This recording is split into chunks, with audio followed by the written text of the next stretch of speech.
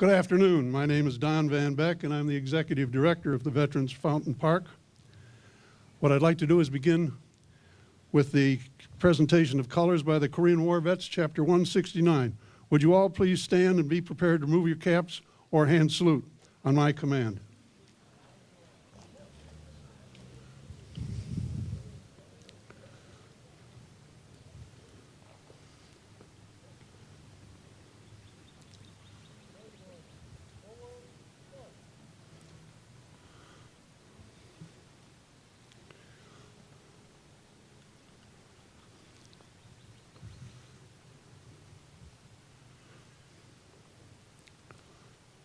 Hand salute.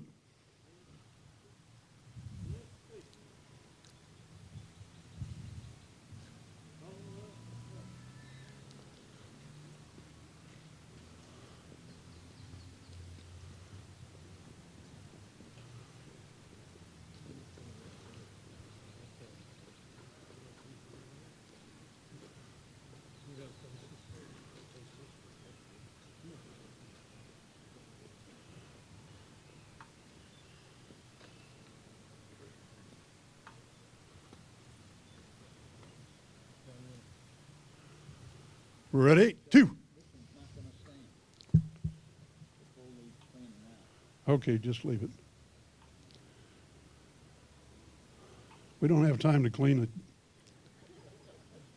Color guard, hands salute.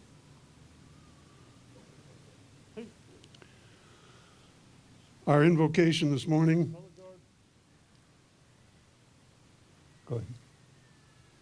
color guard, hit it, dismiss.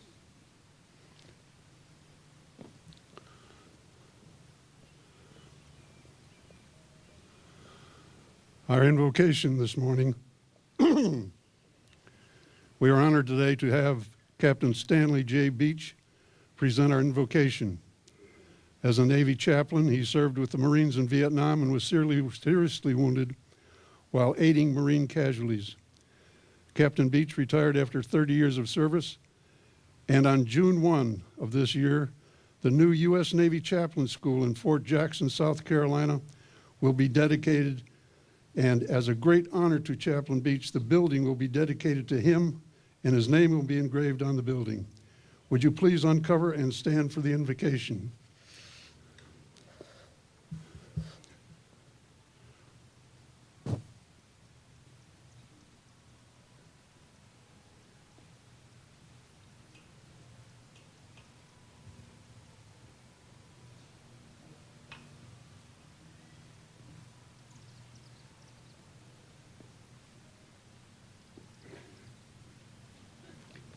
Would you join me, please, in prayer?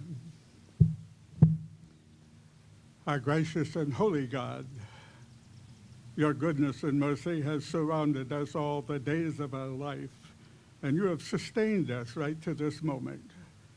We thank you as we gather here that how richly you have blessed our great nation, especially with the patriots that we honor here, those who counted it a privilege and a noble calling to serve.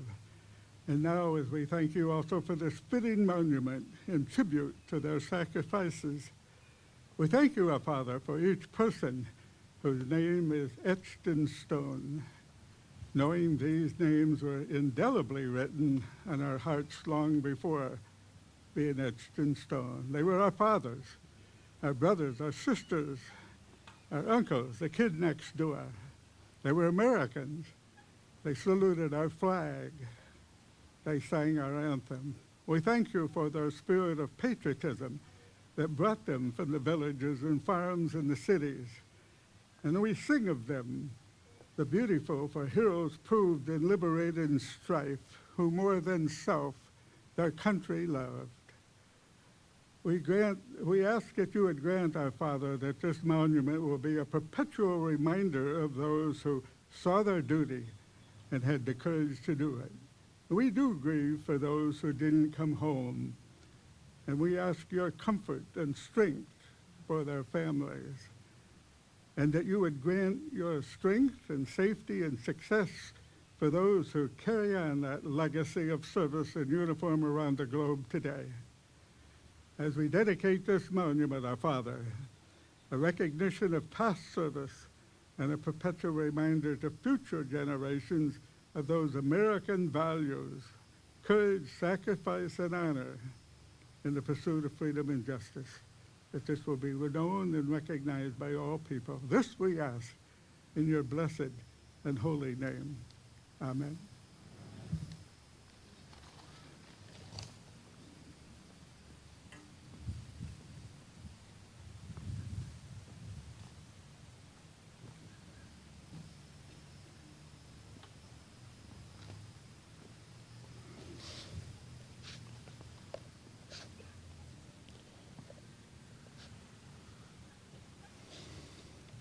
We will now have the Pledge of Allegiance, and you may recognize this young man. He is the Boy Scout that raised $3,000 for our flagpole and flags to earn his Eagle Scout badge. He is currently a student at the Citadel, the Military College of South Carolina. He also joined the Navy Reserve and will be training as a Master-at-Arms for 6 months and then returning to the Citadel to complete his college education. And then he will return to the Navy for active duty. I'm very proud to introduce Cadet Austin Rumbley.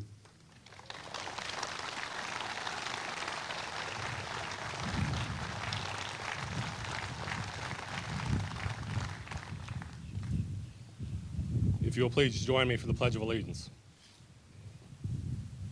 I pledge allegiance to the flag of the United States of America and to the republic for which it stands, one nation, under God, indivisible, with liberty and justice for all. Thank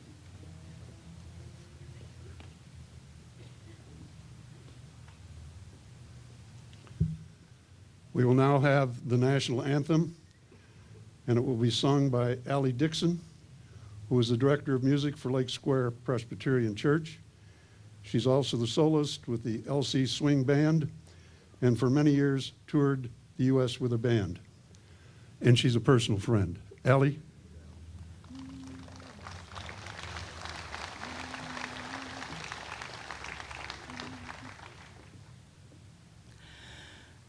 Oh, say, can you see by the dawn's early light what so proudly we hailed at the twilight's last gleaming, whose broad stripes and bright stars through the perilous fight o'er the ramparts we watched were so gallantly streaming, and the rocket's red glare, the bombs bursting in air, gave proof through the night that our flag was still there.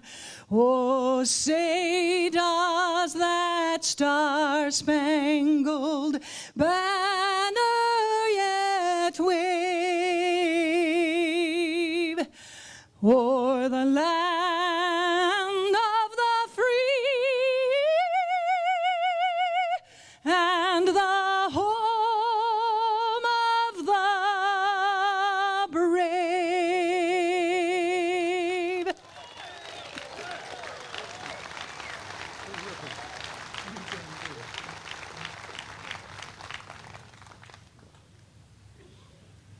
You may be seated, please. From the city of Leesburg, I don't really have to introduce Mayor St. Anderson because she knows everyone in the county. I believe she may have set a mayoral record in the state of Florida, however, for having been mayor 5 times and mayor pro tem 6 times. I'm pleased to welcome Mayor St. Anderson.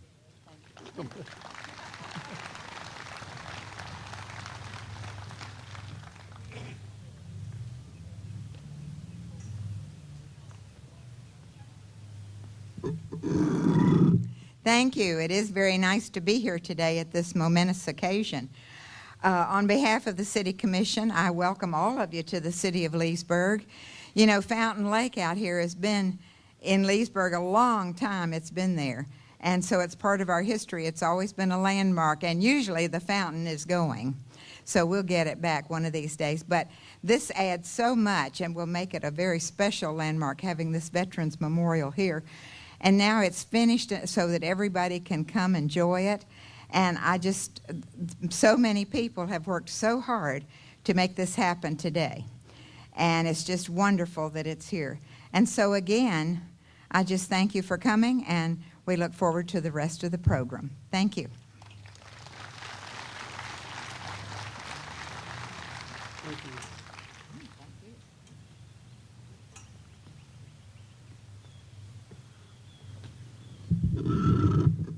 I have a few people that I'd like to acknowledge today. There are 4 women that helped a great deal to make this memorial possible. 2 of them are members of the press. Amy Rappel from the Orlando Sentinel, where are you? Over there? And of course, Teresa Campbell of the Daily Commercial. Every time an article appeared in their papers, we had a large influx of veterans that came to our office. And I want to thank you again, because without you, we wouldn't have this many names on the wall.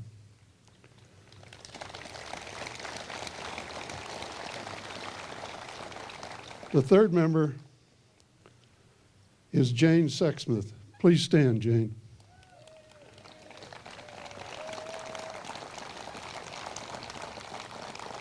This lady has been with us since we started 4 years ago and has been a tremendous help to us as Director of Volunteers and many other responsibilities. She suffered a great personal loss last year ago, but bounced back with renewed vigor. She is the ultimate volunteer, and we were blessed to have her on our team. I'm honored to call her my friend and thank her for what she has accomplished for us. Thank you, Jane. And last but certainly not, probably the most important lady in my wife, Julia. Where are you, Julia? Stand up. She's the lady with the hat. No other woman would have put up with a husband that worked 24/7 for 4 years on a project. No, and she didn't get paid. She has encouraged me when I have been down and did not complain as the honey-do list grew longer. She's been an inspiration to me, was a great listener, offered advice, and she helped me to complete my goals.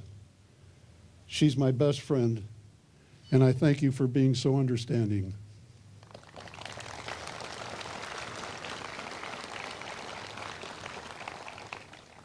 Six men have been with us from day one. My favorite Marine, Jim Bradford, who has had more titles than anyone. Stand up, Jim. You may also recognize him from the flag episode that we had some months ago. Our bean counter and CPA, Howard Weiner. Is Howard here? There he is, Howard Weiner, our bean counter and CPA. Is Colonel Bill Rector here from Texas? I'm sorry. He was in charge of construction until he moved back to Texas last year, and he said he was going to be here. Art Cannell, where are you, Art?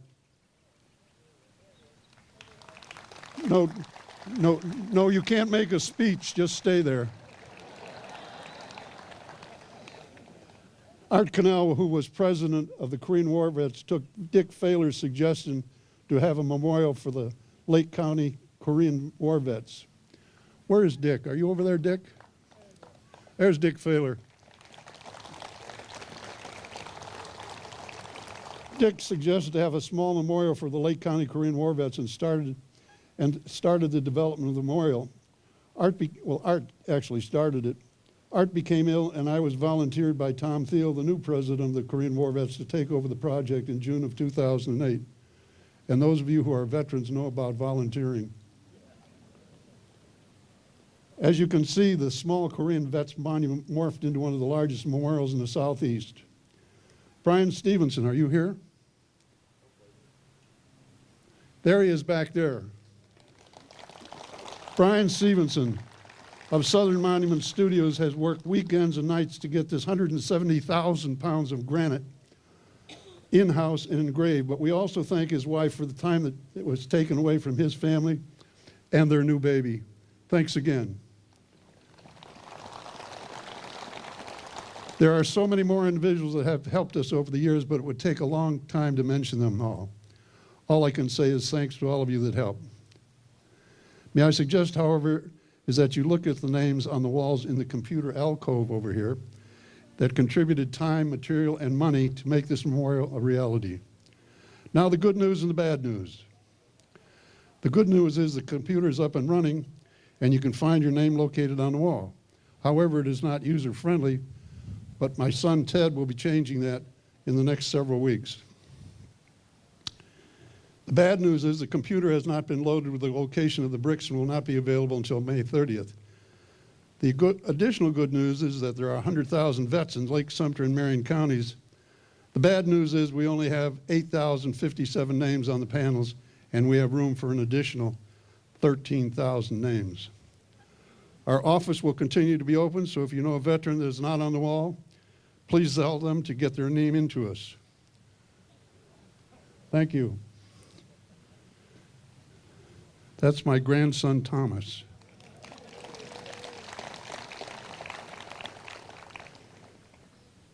I must also recognize the young ladies that helped us by handing out the programs today. Miss Leesburg, Taylor Cavender, where are you? Teen Miss Leesburg, Haley Simons. Little Miss Leesburg, Anna Grace Hall. And Tiny Miss Leesburg, Eva Watterson.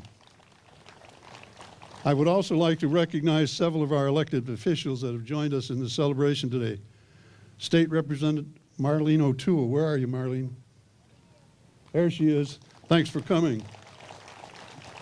She's also a member of our advisory board. And State Representative Larry Matz. Where are you, Larry?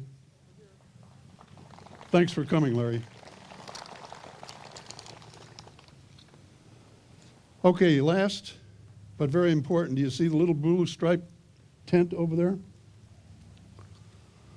Well, we're still $21,500 short of meeting our goal of funding this memorial. So if you possibly can, please drop $1 or $2 into the bucket to help us reach our goal.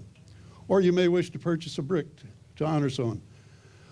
Okay, now that the commercials are over, let's move on to the rest of the program.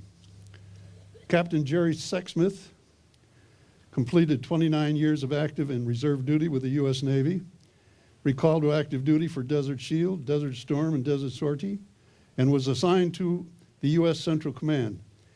He was a commanding officer of the Military Sealift Command for Southeast Asia.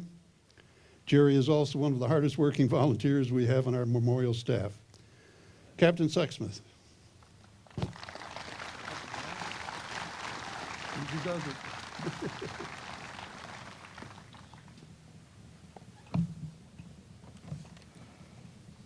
Thanks, Don.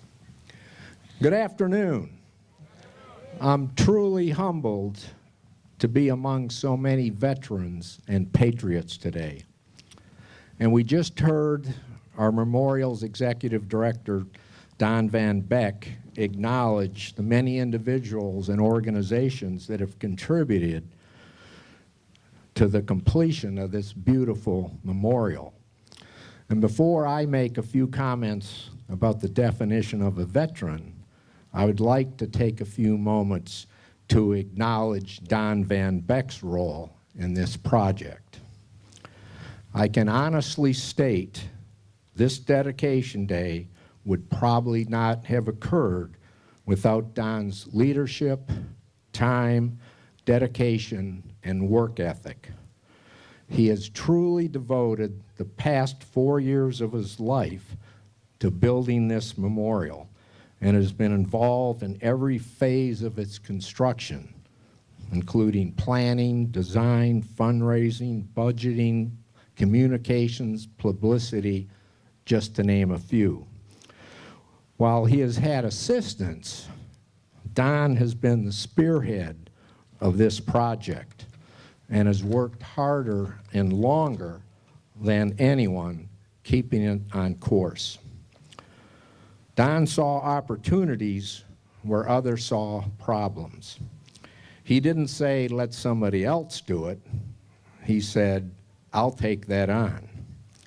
Don was a quarterback in a drive that took us from a dream to reality, the reality of this beautiful memorial, which we will enjoy for years.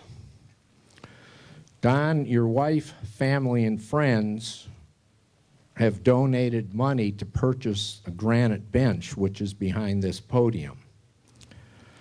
Now, Don has his fingers or fingerprints on everything that happens about this memorial, so I know it's no surprise.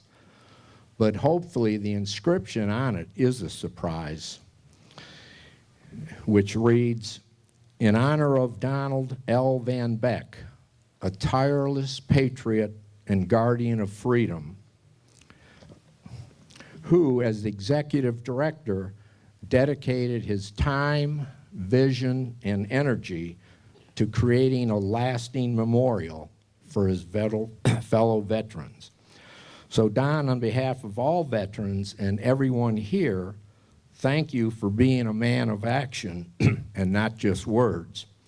You got us started rallying many people to work together to build this memorial, and it would never have happened without you. So please join me in giving Don a round of applause and a big thank you.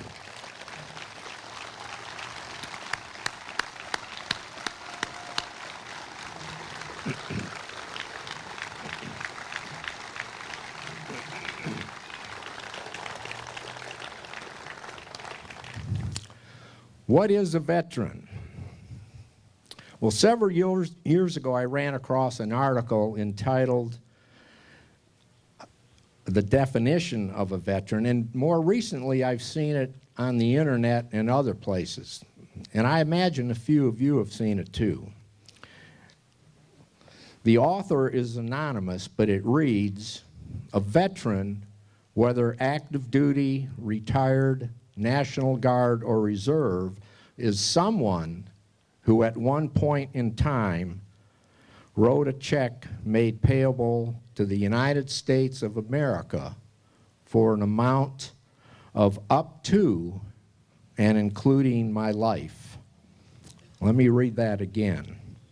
A veteran, whether active duty, retired, National Guard, or Reserve, is someone who at one point in their life wrote a check made payable to the United States of America for an amount of up to and including my life. He added, that is honor, and there are way too many people in this country who no longer understand it. That discussion can be addressed at another time. So that's one definition of a veteran. The last 5 or 6 years, I've been involved in a program with other veterans in coordination with local elementary schools, which is called Adopt a Vet, Adopt a Kid.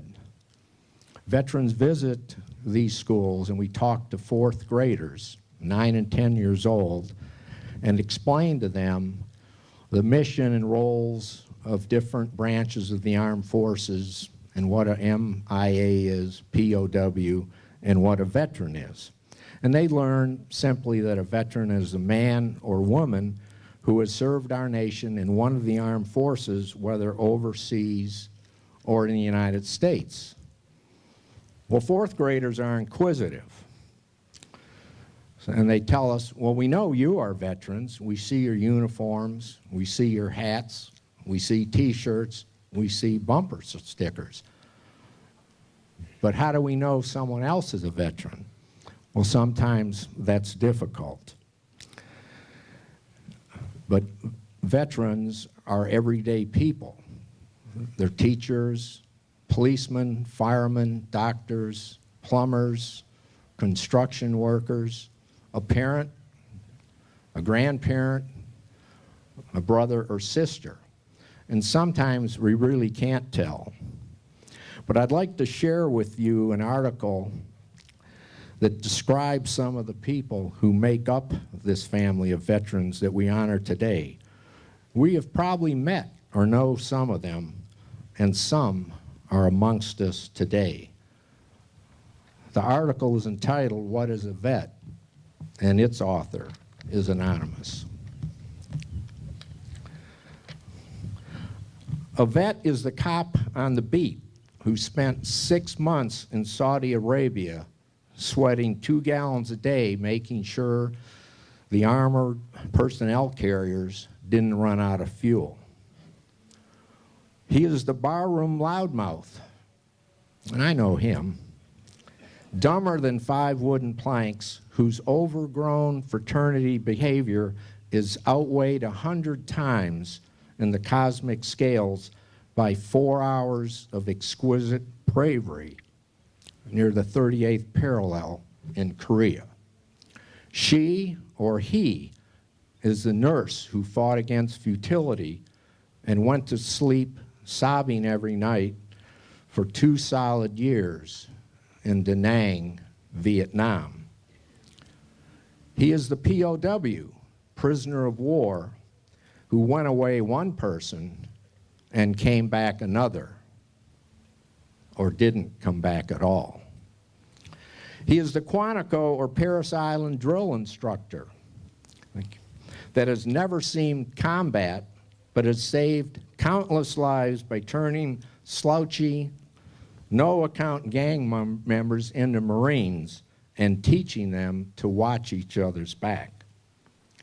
He is the parade-riding legionnaire who pins on his ribbons and medals with a prosthetic hand. He is the old guy bagging groceries at the supermarket, palsied now and aggravatingly slow, who helped liberate a Nazi death camp, and who wishes all day that his wife were still alive to hold him when the nightmares come. He is any one of 3 anonymous heroes in the Tomb of the Unknown Soldiers whose presence at Arlington Cemetery must forever preserve the memory of all anonymous heroes whose valor dies unrecognized with them on the battlefield or in the ocean's sunless deep. He is ordinary and yet an extraordinary human being, a person who offered some of his life's most vital years in the service to his country and who sacrificed his or her ambitions so others would not have to sacrifice theirs. He is a soldier and a savior and a sword against the darkness, and he is nothing more than the finest, greatest testimony on behalf of the finest and greatest nation ever known. So remember, each time you see someone who has served our country, just lean over and say thank you. That's all most people need, and in most cases, it will mean more than any medals that they could have been awarded. 2 little words that say it all. Thank you. May God bless all of our veterans and our future veterans, and may God bless the United States of America. Thank you.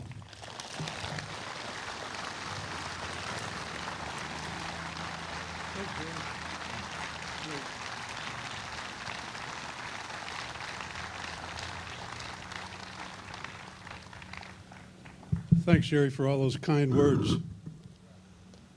There's only one problem that I have with this seat, this bench up here that has my picture on it. I got to thinking people are going to be sitting on my face for years.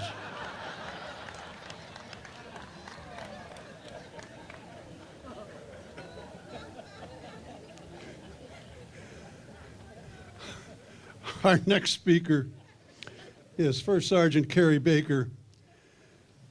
He joined the National Guard at the age of 18 and has served for 31 years.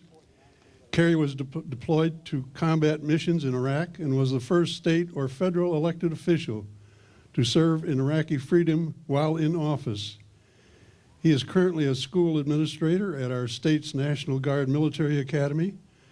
He is also a member of our advisory committee. In his spare time, he runs the A.W. Peterson Gun Shop in Eustis. He also was at our original dedication. Come on up here and talk to us.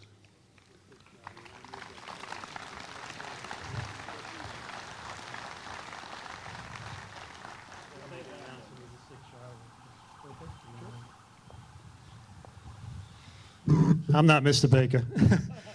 We have a car in the parking lot, has to be moved because we have a sick child, got to get home.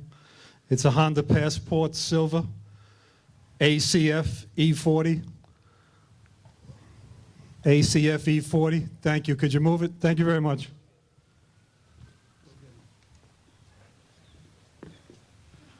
Well, thank you for having me, and thank you, Don, for all the work and as well as all the other volunteers. It seems like it was just yesterday when we had that dedication ceremony, and then here we are.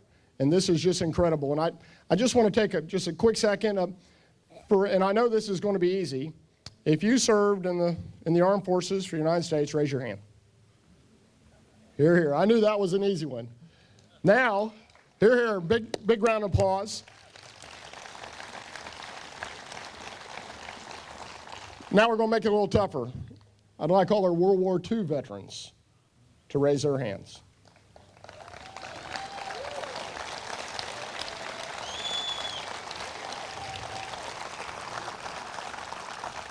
Thank you. God bless you. Korean War veterans, raise your hands.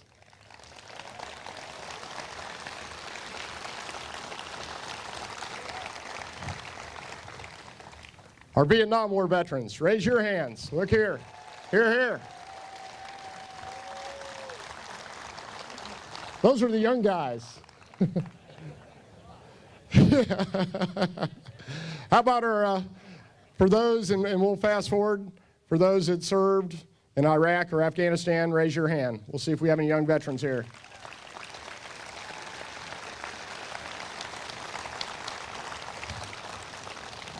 Well, thank you. And why I wanted to mention that is we as a nation would be less if it wasn't for the service of our veterans. We would not be the nation that we are today if it wasn't for Americans willing to step up, serve their country, write that check, give their lives.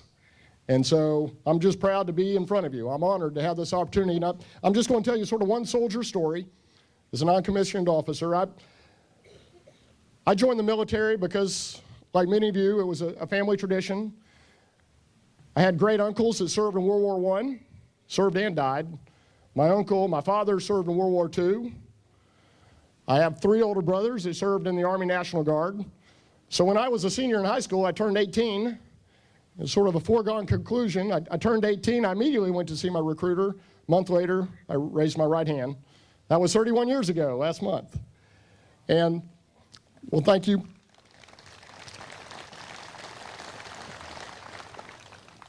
And it's just been an incredible honor to serve as a citizen soldier.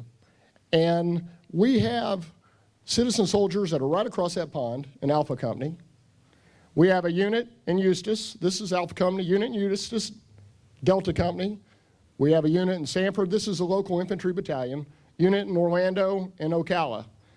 These are all citizen soldiers. These are the folks that you see at the grocery store now. Maybe they're a banker, maybe they're a law enforcement officer, maybe they're a firefighter, maybe they're an attorney. Yet once a month they put on their uniform, they train. And there was a time when we trained. We trained for war but never went. Always knowing as a guardsman that if a World War II type event occurred, that we'd be prepared, we'd be ready. We were always ready for hurricanes, deployed to many of those during my National Guard career. And then 9/11 changed that. And here we were, spread thin across the nation, fighting this war on terror. Guard units were called up to guard our nation's airports. And I remember Christmas of '02, the day after, I get a call, First Sergeant Baker, need to call your boys. They need to report to the armory, we're being mobilized. And so we all poured into our armory. I poured into mine in Eustis with the guys. We reconsolidated. I ended up coming to Alpha Company, here to be the first sergeant with some of my guys. And one of my troops right here, Sergeant Finlay, squad leader in Iraq with Alpha Company. Hello, Sergeant Finlay, good to see you. Here, here. And it was just a little over a month. We were on a plane heading to the Middle East. That had been February of '03. We arrived in Qatar, the home of Central Command and General Tommy Franks. We were only there 3 weeks before they flew us to Bahrain, a little island nation in the Arabian Gulf, in which we provided security, infantry security to Patriot missile batteries. And there was 2 of those. There was, the 5th Fleet is located, the Navy's 5th Fleet, for you Navy guys, located in Bahrain. And so the Patriot missiles provided protection against Saddam Hussein's Scud missiles. They also had an airfield in which they did all the aerial resupply missions for the Middle East. And so we were there when the war started in mid-March. And we stayed around providing security to the Patriot missile battery until they packed up. And then we flew into Iraq early May. We arrived a little north of Baghdad, Balad, and it became a logistical supply assembly, LSA Anaconda, in which, during the time we were there, ended up having 20,000 troops providing logistical support throughout all of Iraq. And it was Alpha companies, the boys right here, Bravo Company in Sanford. It was your local banker, your school teacher, your local firefighter. They were in Iraq now. And they were providing security. They were on towers. They were providing gate security, patrols both on foot and motorized outside the wire. Almost every day we were under some sort of attack, generally from mortar or rocket fire. And these guys, these citizen soldiers, these hometown heroes, were there defending this 20,000-man base and did a wonderful job. We were called on to do exercises involving moving into the local cities, cordoning the city, searches for weapons and terrorists. We conducted one mission in which the military identified 6 Wahhabi terrorists in a local community. And your local Alpha company went in one early morning, supported by Apache helicopters, young brave men like Sergeant Finlay. And we went in there early morning, and we nabbed all of them, and we got out alive and safe without incident. And I tell this story because it's important. It's important for us to tell stories like this. And all of you have told your story, and I'm just honored to be able to tell mine.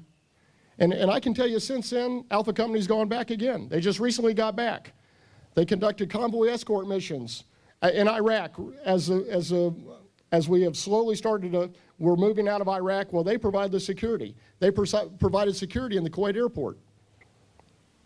2 deployments out of your traditional citizen soldier guard members. And they acted bravely and honorably, heroically. And so it's just great to tell these stories. And Ronald Reagan once said that we were only 1 generation from losing our freedom.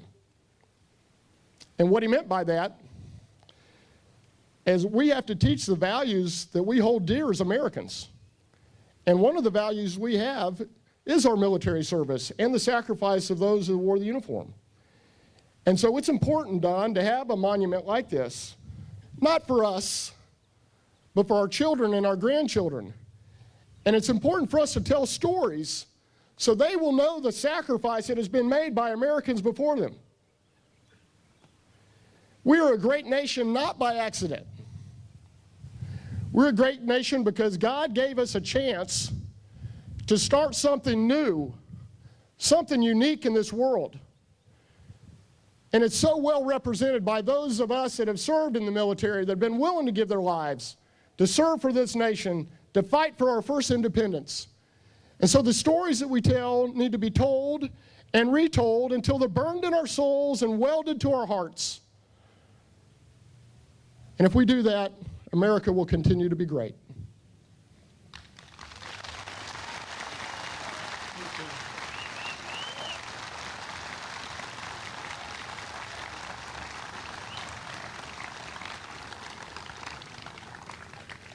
You veterans will notice that we're moving from the first sergeant to the brigadier general, and then to 2 major generals. I'm pleased to present Brigadier General Tim Sullivan, He received an Army commission after graduating from the Citadel in 1976.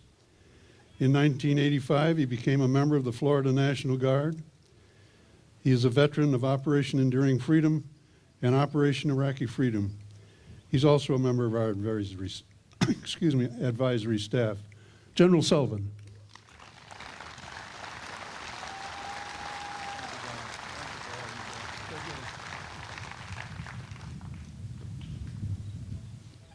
I've spent more time with Don Van Beck in the last year than you can imagine, to the point that when my phone rings, it's always usually his number that I see on the other end.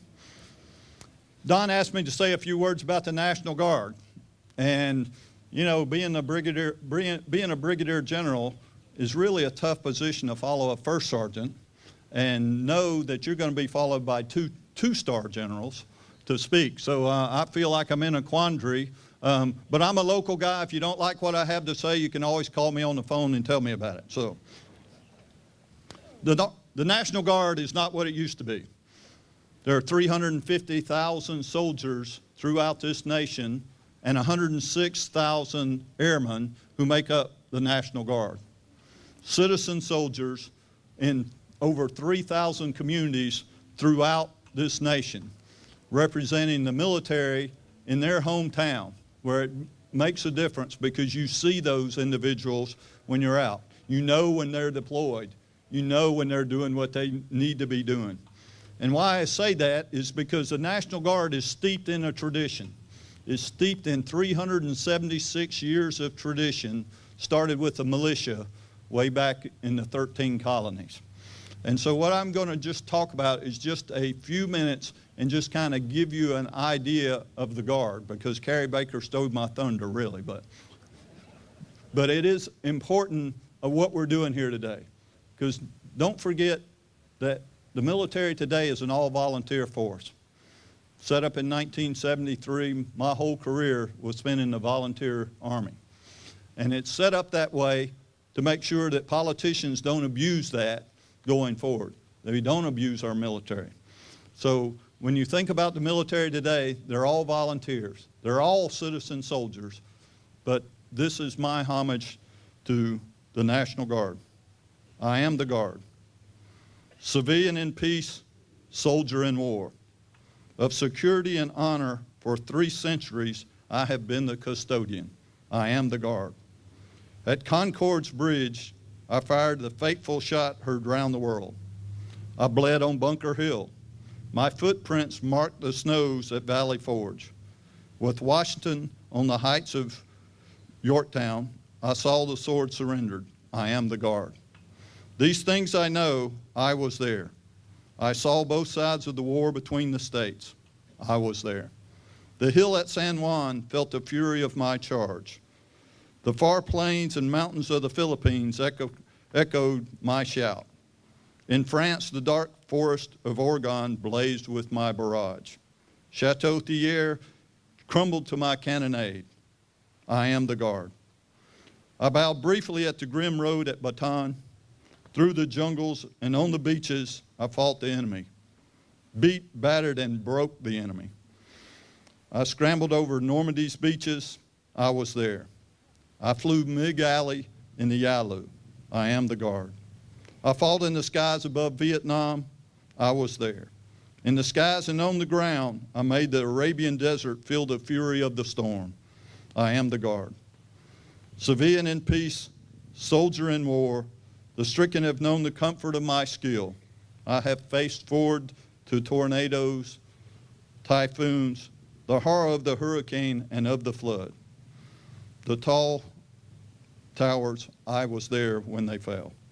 I am the Guard. For 3 centuries, the custodian of security and honor, now and forever.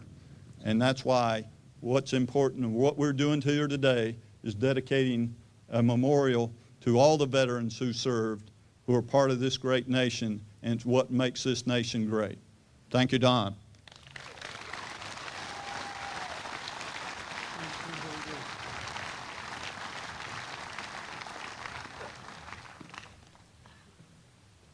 I'm certainly getting my exercise today. Women in the service. Major General Polly A. Pyre recently retired as commander of the Warner Robins Air Logistics Center in Georgia. She entered as an enlisted member in July of 1975, was commissioned as an officer in 1977. In addition to her many assignments, she was also served as a military assistant to the Secretary of the Air Force. I'm pleased to present Major General Polly Pyre.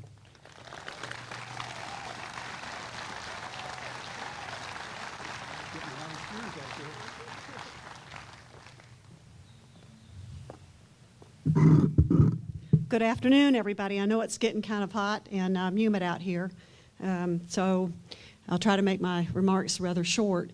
It is very hard to believe that about 3 blocks over and about 5 blocks down in a place called Durham Young Hospital, where I was born, right here in Leesburg. Of course, Durham Young Hospital is now the Savannah Living Center.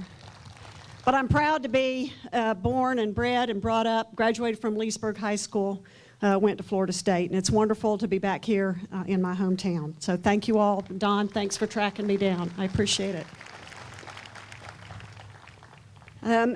I also want to say thank you to my family for their support and for being here. I have 2 younger sisters, notice that, who still live here. I'll tell you their maiden names because you might not recognize them. I have Lois Miller and Paige Miller who are here with their families. I thank you for being here. And my mom and dad have passed on. My mom was a school teacher at Skeen, and my dad worked in the post office, and his name as an Army veteran is inscribed on the wall here, Herb Miller. And so I wish they could be here, but they're here in our spirit and our minds. My 35 years in service, over 35 years, I saw women percentages grow from about 7% in 1975 to what currently is about 15%. It's about 20% for enlisted and a little bit lower for officers. That's quite a bit of growth in the period of time that I was in the service. During that period of time, when I came in, there were very few female role models in the military. And so we all kind of look toward role models, whether they're parents, whether they're school teachers, whether there's somebody in the church. And so I would like to thank one of my role models that I met when I went to officer training school, who is herself a veteran. She lives here in Fruitland Park, retired Air Force Colonel Joanne Ball. Joanne, thank you very much. So see, she's stuck with me through those 35 years. Women are in all branches of the services. They're represented all branches and in the Guard and the Reserve. We're very proud to serve. At the risk of running a short history lesson, I did want to kind of refresh everybody's memory about how women in the service, once again, I said the growth of women in the service. Women have always been associated with the patriotism and the pride of serving in our country. They served alongside men, many times having to dress up as men, parade themselves as men in order to be part of the military service. They served as contractors, especially starting in the Spanish-American War, because they were not part of the military service. But in 1901, 111 years ago, the Army first recognized women as part of military service when they formed the Army Nurse Corps, and the Navy soon thereafter, in 1908, formed the Navy Nurse Corps. Since then, women have represented their country in uniform. World War I, 330,000 women served, 131 nurses were killed. World War II, 400,000 women served, 400 nurses were killed. Korean War, 120,000 women were in uniform, and 17 were killed in the Korean War. Vietnam, that number was up to 265,000 women who were served in the military armed services. 7,000 of them were deployed to Southeast Asia, and there were 8 women's names on the Vietnam Memorial Wall in Washington, D.C. Desert Storm, 40,000 women were deployed. 15 women died just in that short period of time for Desert Storm. And in the Middle East, since 2001, 230,000 women have deployed to the Middle East. 65 have been wounded, and 120 have died. Excuse me, that's been corrected. I did look on the internet this morning. 144 have been killed, and 865 have been wounded. Currently, there are 350,000 women serving in military armed forces, and they make up, as I said, about 15%. Women's legal standing and the milestones have helped that to be achieved. In 1948, Congress passed the Women's Armed Services Integration Act. It was interesting because that act came with some restrictions. Restriction, only 2% of the total force could be women. And there could only be one colonel in each one of the services. That was actually legal cap. That cap was not lifted until 1967. I came in 1975, and so women were starting to advance. And as I think it was General Sullivan mentioned, the all-volunteer forces that started in the mid-70s, opened up the doors when this country realized they could not reach their goals, recruiting goals, if they limited themselves only to the male population.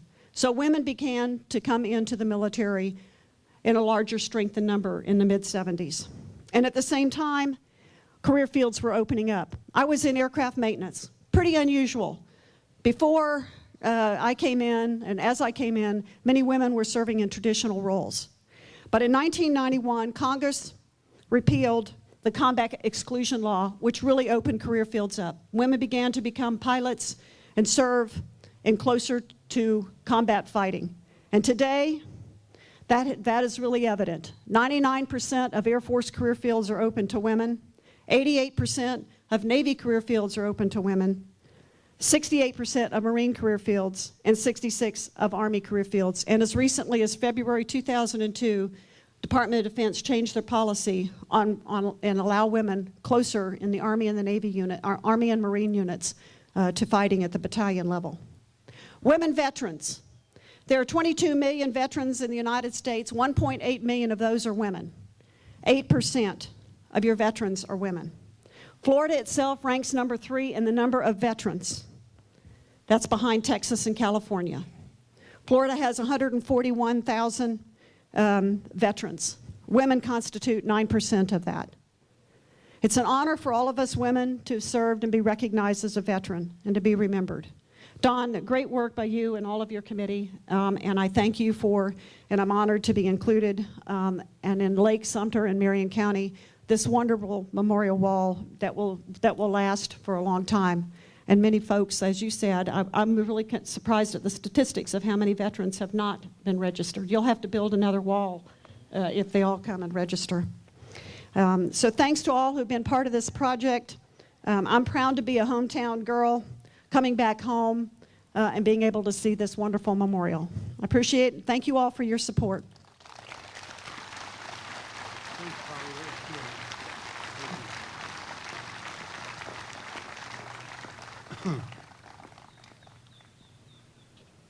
Our next speaker is Major General Paul Brown. He was commissioned in 1960 through the Aviation Cadet Program.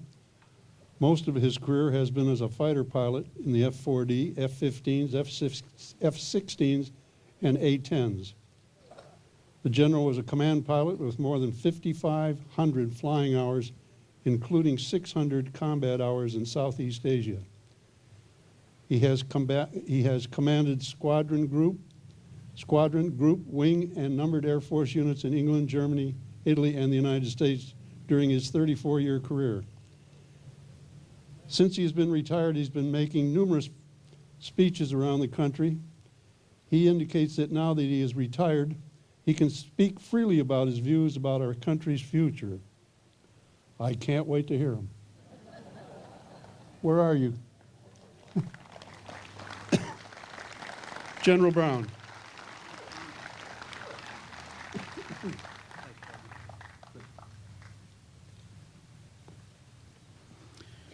Well, just a couple of comments regarding Air National Guard and Reserve Forces. I, too, raised my hand, but I was 17 years old, and the recruiters in Norfolk Naval Station wanted some people to join the Marine Corps on that April in 1956, and the lure that they gave me was, you get to go out to Disneyland that summer, So I thought, well, here I am, 17, and I get a chance to go to Disneyland, which had just opened. So I also raised my right hand, joined the Marine Corps Reserves, and luckily I got an opportunity to spend about 3.5 years with the Marines. It is something that's been burned into my soul ever since. And I can tell you, as an Air Force officer, a lot of the things that the Marine taught me, I introduced to the Air Force to some dismay, because most of those guys didn't like that marching and bands and stuff like that, but it was good for their soul. Finally, I thought, maybe if I continue my education, I can get to be an officer. I knew that I was right at that time a private first class, and I figured I could probably make second lieutenant faster than I could make corporal. As it turned out, that was exactly the case. But the Air Reserves, the Air National Guard, and all of the people who are the citizen soldier, I'd have to tell you my last command, which was the commander of 1st Air Force, 90% of all of my fighter units, which deployed around the whole nation, were Air National Guard. And so when we say we're transitioning to a more Air National Guard, Army Guard, Reserve Forces, some of the previous speakers have mentioned, we cannot possibly do without them.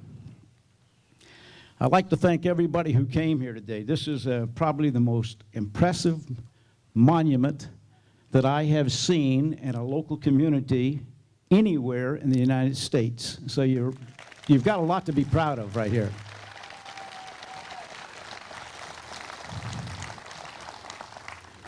I have to just tell you one little vignette. Officers are never allowed to criticize the President, the Congress, while serving in active duty. The punishment for this is quite severe. I can only tell you that during the war that occurred with some fellow over in the Mideast by the name of Saddam Hussein, I was the commander of 9th Air Force, and we were deploying all of our fighter units over to Kuwait, to Saudi Arabia, Oman, Qatar, all of the different exotic places over there. And I was asked to give a speech in Columbia, South Carolina. The date was November 1991. At any rate, it was a very friendly audience. They didn't throw anything at me, and they were cheering and everything. But after I gave my little speech, I opened it up for questions. And, you know, you're getting a little cocky. You know, they're all trying to tell you how great a guy you are and everything. So someone finally asked, well, General, what do you think about the non-declaration of war that Congress has not passed? So in other words, when is Congress going to pass a declaration of war? This is November 1991. So I only related my personal experience. I'm a Vietnam veteran, and as you know, that war probably was the most decisive event that occurred to our nation in the 1960s and 70s. And I know many Vietnam veterans still feel repugnant at the reception they received coming back from Vietnam. So I only countered, I said, my experience is the Vietnam War, and I know that whenever a nation goes to war without the support of the American public and Congress, they're doomed to failure. And I said, Congress hasn't done their duty, and I said they need to either fish or cut bait. Well, I didn't think much of it. I got a big applause out of that. But the next morning, my secretary came into my office, and she gave me the Columbia Gazette. And damn if they didn't quote me exactly right down to the letter. So I knew I'd stepped on it big time. So I called my boss, who was the tactical air commander, 4-star, explained it to him, He says, oh, that's very simple, Paul. You just need to give the chief a call, Chief of Staff of the United States Air Force, tell him what you've done, and he'll give you some guidance. Well, as it turned out, the chief was out of town, but the vice chief was a personal friend. We flew together in Vietnam and a bunch of other places. And his name was Michael P.C. Carnes. And I told him what happened. And his advice was very, very simple. Hey, it's not a problem, Paul. If it doesn't go syndicated, don't worry about it. If it does, I'll have your resignation tomorrow. So, having been retired for about 18 years, I have an opportunity now to be a little bit more forthcoming. And I try not to avoid political correctness. That drives me nuts. It's ruining our nation. So I'll try to be as honest as I can.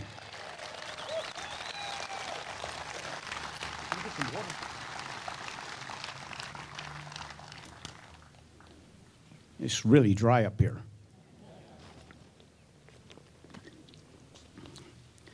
Today we live in a country that is the sole superpower in the world. And the health of our nation, economic, social, and military strength are vital to peace-loving nations around the world. But today I'd like to briefly look back on our nation's history and highlight 4 events. The first event is the Revolutionary War, a long time ago. We must agree that we were endowed with leadership unequaled in human history at the foundation of our nation. George Washington, by the strength of his character, single-handedly carried us through the Revolutionary War and guided us in our embryonic years. He, along with our founding fathers, established a nation which is considered the greatest in the history of mankind.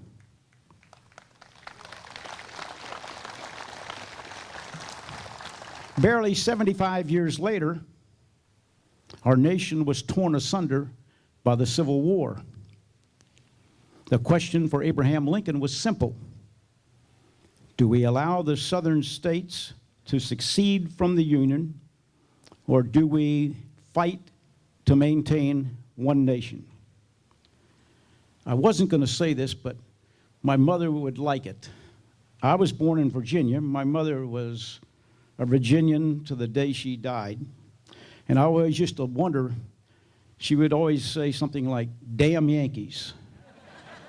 And I didn't get to college before she figured out that was not one word. God bless, Mom. Our nation fought the Civil War with utter distaste, which sometimes pitted brother against brother. After 4 bitter years, the war was concluded, and we remained one nation. The scars of that conflict were very numerous, and those scars continue to this very day. But Abraham summarized the war with these words: "My dream is of a place and a time where America will once again be seen as the last best hope of earth." And we've all lived to see that. It is still the last best hope of earth.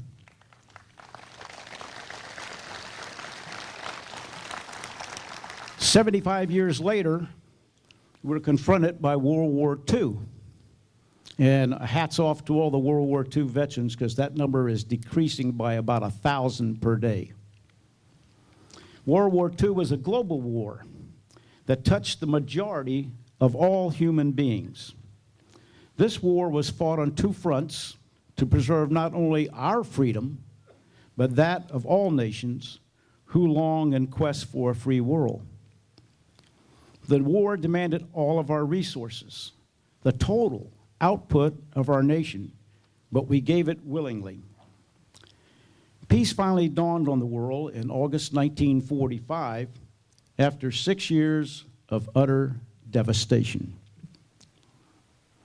The last area I want to mention is the attack on our nation, 9/11/2001. Our war on terrorism began on that date and continues, although renamed by our current administration. I note this event because it defines everything about us as a nation and where we go in the future.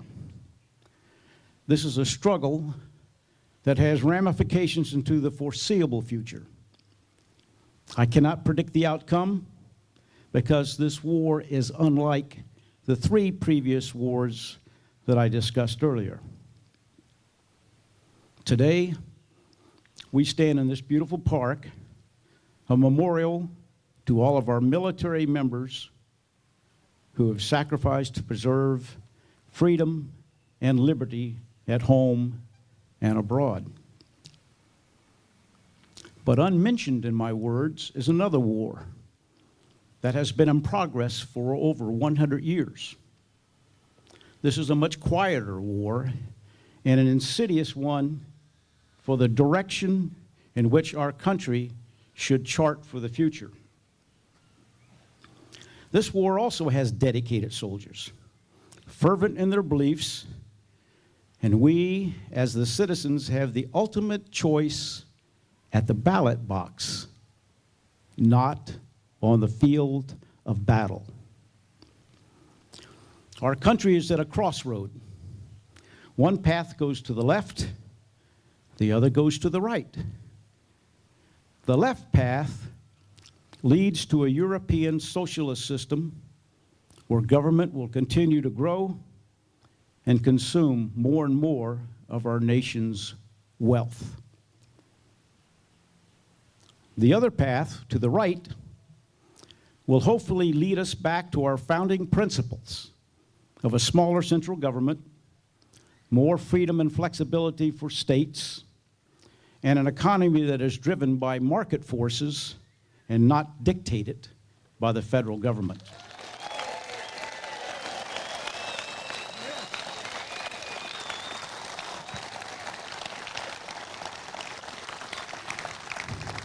Irregardless of which path this nation of voters pick, our future health and prosperity will be determined November 6, 2012. Those of you in this audience who believe in my analysis have 171 days to evangelize and convert those who would steer our country into socialism. The new president that assumes the office in January 2013, along with Congress, must surely tackle our debt problems, or we will surely follow the path of Greece, Ireland, Portugal, and Spain. The big difference between those 4 countries and the United States is that we will bring the total world economy with us if we fail to take action. The recent elections in France and Greece illustrate that people are seldom eager to accept the medicine that goes with out-of-control debt. Politicians can promise anything. I would cite the new president of France as a perfect example. But delivery on the promise is seldom achieved. In conclusion, just a short summary. Our freedom and liberty as a nation was won on the battlefield by President Washington. Our country was preserved by force of arms at Gettysburg by President Lincoln. We emerged as the world's dominant power in World War II as a result of our economic and military power, and that was President Roosevelt. Today, all of the sweat and blood and tears of our predecessors, whether they be veterans or otherwise, may be lost and this great nation will not survive as we have known it. Today, our freedom and economic survival will be determined not by military force, but at the ballot box. So my closing comment is, please vote, as your life, your family, and your children deserve no less. Thank you very much.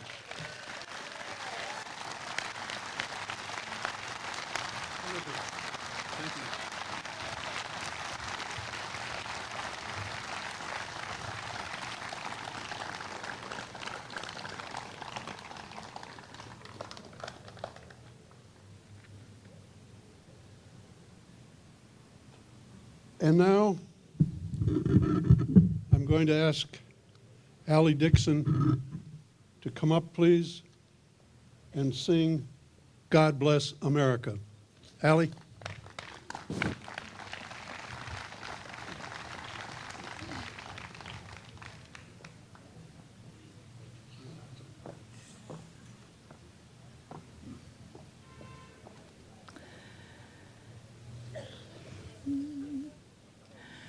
God, would you join me as we sing? I'm sorry.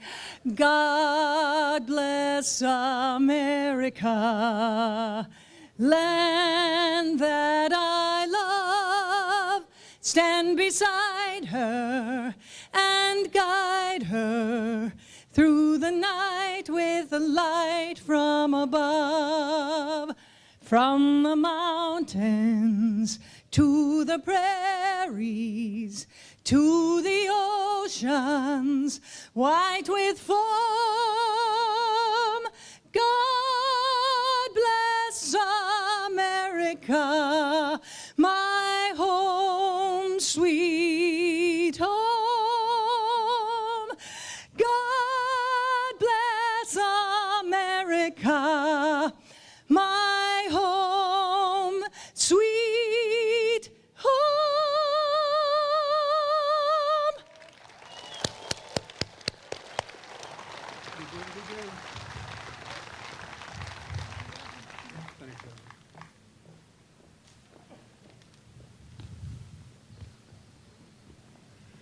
You may be seated.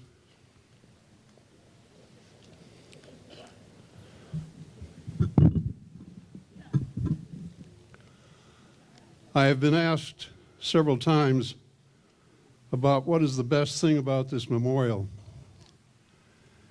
And my answer is best explained by two things that happened to me.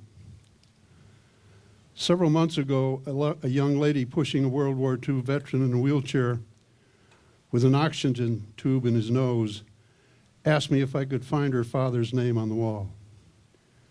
She indicated he did not have long to live. We found it on panel 17, and the veteran smiled and thanked me profusely. The second thing that happened several weeks ago was a gentleman looking for his father that had been killed in action. We found his name, and I watched as he knelt down in front of the engraving and started to pray with tears running down his face. At that moment, it became crystal clear as to why we were building this monument. Look around you.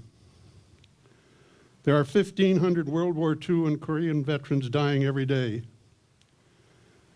This memorial is not for the old geezers like me that will be moving on in the next few years, but is for our children, grandchildren, and great-grandchildren that can come to the wall and see the black monolith that lists all the men and women have died in service.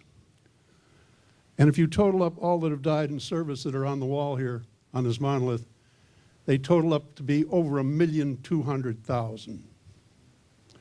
And I think every child in school should come to this monument and look what has made their future.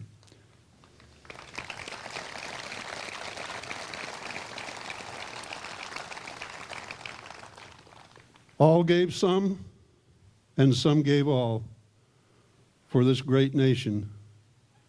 And ladies and gentlemen, freedom is not free.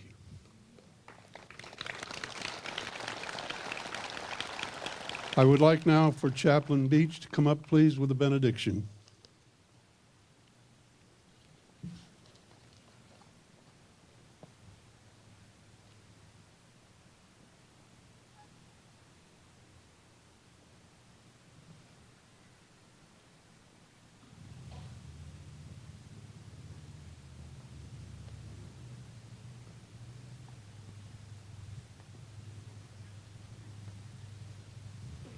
I believe we all will leave here today about 6 inches taller. Would you pray with me? Now, our God, may your gracious favor rest upon this monument, all it stands for, and all of those listed here as a perpetual tribute of our gratitude to those who serve our nation so courageously. Grant us an equal measure of their patriotism and sense of calling, that our nation and communities will continue to shine as a beacon of all that is good and true and honorable, and that all may know our strength as Americans comes from our people, and our people's strength comes from your mercies. This we ask, O Lord our God, in your name. Amen.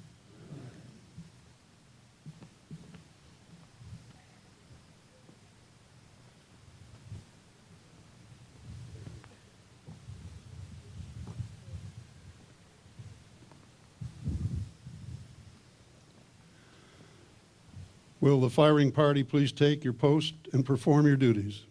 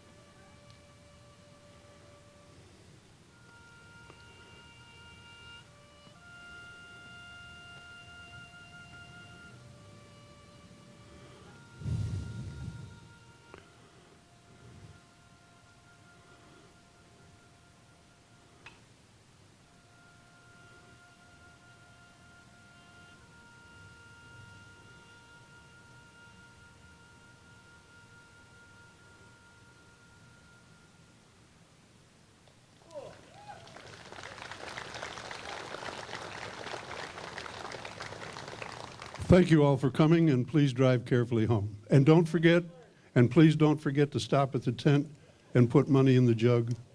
Thank you.